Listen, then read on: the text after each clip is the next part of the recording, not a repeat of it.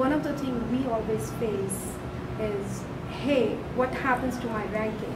And it's organic promotion. My site is not ranking high, and you know, web positioning has already taken out ranking reports. Right. And my response is always, don't worry about ranking. It's the traffic. It's the quality traffic. It's conversion. So, how do you define success of organic promotion?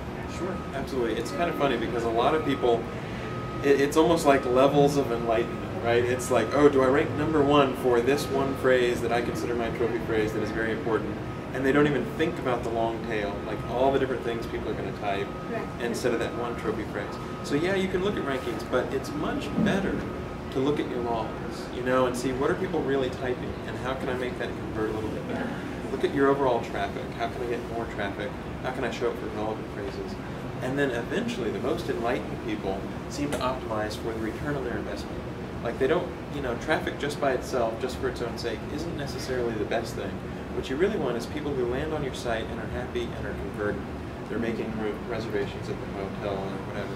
So you want to move from like less emphasis on rankings, looking more at your logs, looking how to provide more content for that sort of stuff, and then looking for the people who are really looking to reserve the hotel or make the transaction, and making sure that that is really streamlined. So it's sort of this progressive enlightenment where you sort of move towards the ROI and you try to provide really useful services for those people so that you do get more traffic, but they're also converting as well. So look at the traffic and look at quality traffic. Exactly. Quality traffic. You don't want to get, just random traffic when the people aren't that interested. Right. Okay. So social media, I guess, I'm a very big supporter of social media, but we are always asked a question, what is my return on social media? I'm going to do a video, but am I going to book hotel rooms or not? And our response is always, it is not short-term gain, it is long-term. So what are your thoughts on that? Yeah, I completely agree. It's all about branding and it's all about being memorable in the long term. And it's really quite simple that if you think about social media, I'll give an example from our experience, which is what is the value of engaging the webmaster community? Right. Right? How do you measure the ROI on answering a question on a forum or doing a blog post? It's not like people did 10 more searches because I answered a question or dispelled a misconception. And yet, the trust that gets built up makes people more likely to say, okay, I trust Google, I'm going to use Google in the future. Yes. So if you have that sort of branding, if you participate, if you're a memorable brand, you're more likely to build up that trust. And it's something we struggle with, like how many people should be doing support on our forums, and answering questions, because they cost money, right? And so how do you say, oh, well, how does that lead directly to revenue? And luckily, hopefully have a company with enough insight to say, look, it's almost a leap of faith, but you know that social media, building up that brand, building up that trust, has a long-term thing. Exactly, like reviews, right? Because people are not more likely to trust reviews on other sites than they're going to trust on your site. Yeah. Okay, so let's say video search, and image search is again huge for larger industry. What are your input on this? Totally. Well, how to maximize? Right. Well, think about your users, right? Because of the images that you want on your site, I would say the first images would be, what do the rooms look like? If you don't know what the different types of rooms are, what the lobby looks like, you don't get a feel for what the hotel's like. Once you've done sort of that basic thing, I would start to pay attention to what are the attractions in the area. Because people aren't looking, whether people like it or not, they're usually not looking for your hotel. They're normally looking for the San Jose Convention Center. And if you have a little page that says, we are only 0.4 miles away from the convention center, it's so easy to get to, here's a picture taken from a room of the convention center.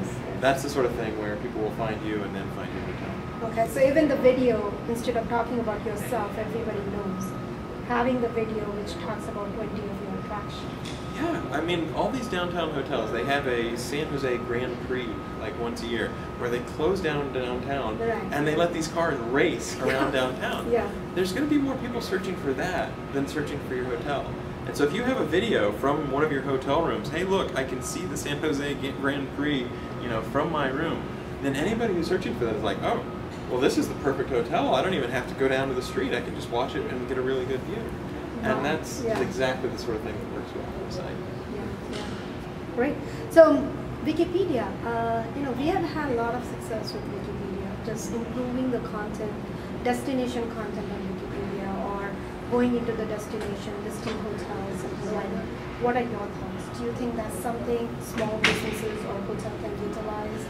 Again, in a rightful manner. Yeah, the keyword is rightful. Like, if you're trying to get an SEO benefit, those links are no follow, so you're not getting page rank or rank flowing. But it's absolutely the case that, you know, if you're a real site, if you're, you know, a historical hotel, or you've been around for a long time, adding that sort of context can be really helpful. And just having the ability to say, you know, tell me a little bit more about this. Give me some context. And so if you've got Wikipedia or you've got some destination. Now I have another personality. We have Kevin Ryan who is trying to have fun and make us laugh. No, come on. I didn't mean to like mess up the party. No, that's okay. I just, you know, I heard there were a lot of shenanigans. We're having fun. Yeah, the Google dance was last night. There's some YouTube video of yeah, you search on Flickr for Google Dance on YouTube, you might find a few people dancing. There's definitely some action going on there. So I'm getting a lot of compliments actually on your speech yesterday. It was very cool. It was a lot of Next fun. time you need to have Matt come Wikipedia. Oh no! It's have me sitting. Yeah. No, it's like that kind of friend. No. Well, Matt, you know, has agreed to come to our German show next year. See, he's laughing like he's talked me into SES Hamburg, and I'm pretty sure you were joking, and now I'm a little worried that you're serious. No, Matt is going to say it's my wife's birthday, and we can come. No, you notice that like, Matt went on and on. It was like an hour conversation. And Matt was like, you know, I'm just like, we have so many really important engineers in Germany. It's such an important market for us. I would love to come, Kevin. It makes me wish I spoke German, in which case our German engineers might be a little better at answering the questions in German. Well, that's the thing about Matt Cutts. You can speak whatever language you want. See, was he introduced as a god in a few countries?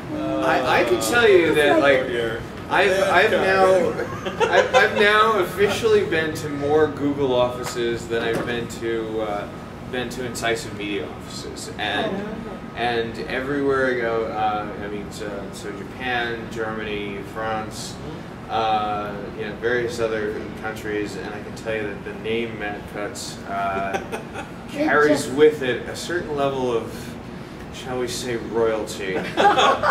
You're just going for the free food. I know it. You're visiting all the Google offices. But Matt, I'm so looking forward to having you in Hamburg next year. Stop laughing. We're going to claim that's a joke. So I'm going to cut this off because I have to run for my session. Absolutely. Thank you so much. Always a pleasure to see you. Thanks a lot. And I'm sorry I interrupted. Oh, no, that's okay. That's okay.